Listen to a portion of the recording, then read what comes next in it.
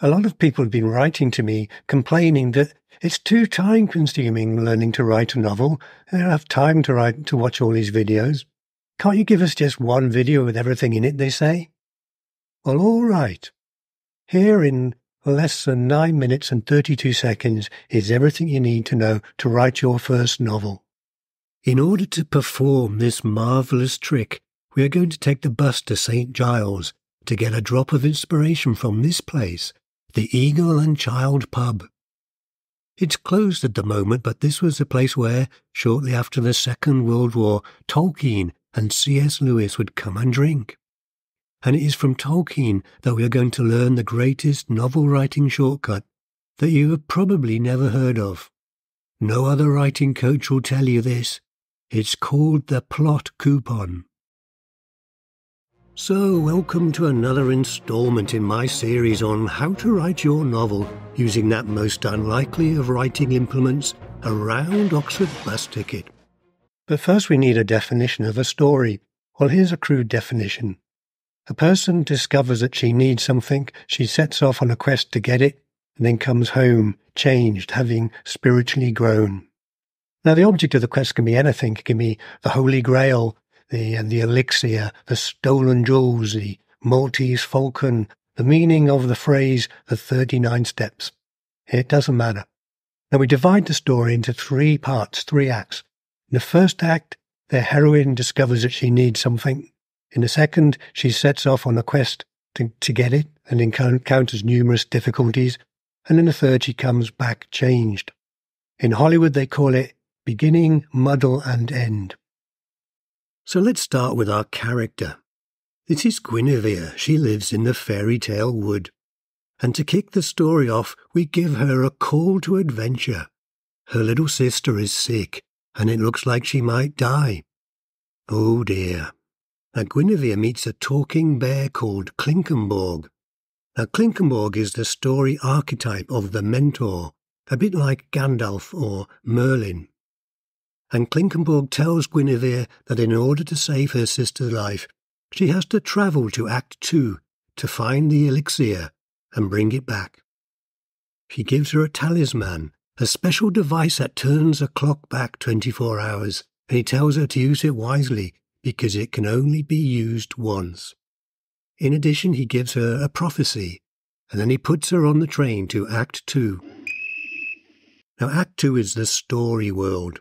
Here she will encounter numerous obstacles, and in striving to overcome them will be burnished in the crucible of adversity. And in the process, the wound on her soul will be healed. What wound? Every hero needs a psychological flaw to fix, and this is Guinevere's. She once had a dream about being a great movie director, but there are no such things as movies in the Enchanted Wood. So when she told the other children about this, they all laughed, and she was filled with doubt, and her dream of being a director was crushed. So we cross the threshold into the second act. Her train arrives at St. Pancras Station. Waiting on the platform is a man, a nutty professor straight from central casting. He spends his life making inventions, and is expecting his niece to arrive, and being a bit absent-minded, he takes Guinevere home with him by mistake. He needs a maiden of spotless character to pilot his new invention, the dream boat, which is powered by the imagination. You put the helmet on and you power the boat by imagining things. But it only works for girls or boys who have never been kissed. Well, there's always a catch, isn't there? So they set off the land of elsewhere. Piloting the craft takes a bit of getting used to, and they crash land on a nearby rooftop, and there they find Jim, the chimney sweep. They take pity on him, and he joins their company. Don't get too fond of Jim because he's going to die. So here we are crossing the empty wastes of Act 2, searching for the elixir. But how on earth do you find one when all we can see is the blank white page? Well, this is a problem every writer faces, and we are going to solve it with a sneaky trick, one that no other writing coach will dare tell you about. Plot coupons. Plot coupons are the items you have to collect or the tasks you have to perform in order to achieve your storytelling goal. Imagine, for example, there was a prophecy that says, find the sword of Bingo, collect the goblet of King Rupert, steal a hair from the head of the thingy-bob beast. Well, you collect all those things, all those vouchers, and you exchange them for an ending, for a resolution of your storytelling goal. This, I believe, is what Tolkien did in The Lord of the Rings. You see, he wanted 2 hobbits to overcome the Dark Lord, but really there's no way 2 puny little hobbits could overcome the all-surpassingly evil, insuperable Dark Lord Sauron. So what do? Well, Tolkien wrote into the metaphysical fabric of the universe that if someone threw the ring belonging to the Dark Lord into a volcano, the Dark Lord dies. Well, that's much easier, isn't it? Anyone can throw a ring into a volcano, even 2 hobbits.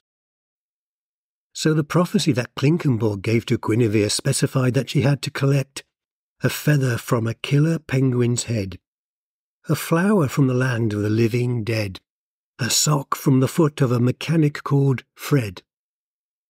It also contained this enigmatic statement: she will seize the elixir and, upon a moment's reflection, realize the identity of her greatest foe.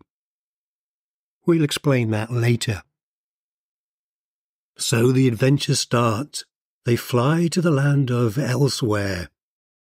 The dreamboat lands so they can take on water, and they get attacked by killer penguins. They escape by the skin of their teeth, and Guinevere snatches a penguin's feather. Then they encounter more difficulties, and this is the pattern. Things keep going wrong. They encounter numerous obstacles and problems, and this is what burnishes the hero's soul. And along the way they collect the plot coupons. Rinse and repeat. Until finally they approach the shores of Act 3. This is where the hero traditionally has a spiritual crisis. So now they are attacked by terrifying samurai rabbits, and Jim dies fighting to save Guinevere. In the confusion, Guinevere gets separated from the others and wanders lost and alone in the dark forest. An ogre finds her asleep in the snow and takes her to his castle. She is shocked by his visage at first, but he is a nice ogre, and he tells her his sad story. He is Fred, a dreamboat mechanic imprisoned in the body of an ogre by a witch. The only way to reverse the spell is to kiss him, but he knows he is too horrible for a young lady to kiss. He cries, and Guinevere takes pity on him and kisses him, and steals one of his socks. And anon, in a flash, he turns into a dreamboat mechanic. But then the castle turns to dust. And since they are on the first floor, they fall, and Fred is washed away in the river, and Guinevere lands in the snow. She finds her way back to the professor, who tells her that poor Jim is dead, and he gives her the headset to summon up the dreamboat. But of course it doesn't work, does it, because she kissed that ogre? Well, we also introduce a ticking clock here to ramp up the tension. News arrives from Act 1. Her sister has only hours left to live. Oh dear.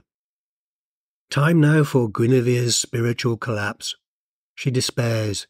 She has failed, and everything is ruined. Her sister will die. She falls into a swoon. This is her spiritual nadir, from which her old self will die, and a new one will rise phoenix-like from the ashes.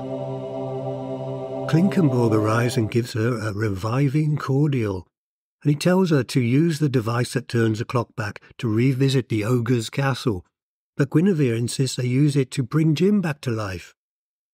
And Clinkenborg says that is not possible, sadly, but he observes that her unselfish act is evidence that she has achieved spiritual growth. But it doesn't solve the problem with the dreamboat, does it? But just then Fred, the former ogre and dreamboat mechanic, appears. No problem, he says, just remove the kiss prohibition circuits and you are ready to fly. They fly to the castle containing the elixir. Guinevere gives the feather, the flower and Fred's sock to the gatekeeper. So she climbs to a special room and seizes the elixir, and there she sees a reflection of herself. Remember the prophecy? She will seize the elixir and upon a moment's reflection realise the identity of her greatest foe. And she understands that it refers to her own doubt about being a movie director. And she sees that the only thing stopping her is herself. But not anymore. She has been well and truly burnished in the crucible of adversity. She has grown. She is full of passion and confidence now. And outside the castle they find a gift from Alfred Hitchcock. Well, sadly they take Jim's body and bury it in a nearby churchyard. It's a solemn occasion, and then they fly back to Act 1, and they arrive in the nick of time to save the little sister's life. And Guinevere becomes a great movie director. The end. And if you'd like to have a go at piloting your own dreamboat, grab Gateway to Narnia, my free 10-part e-course on how to write your first novel. The link is in the description below.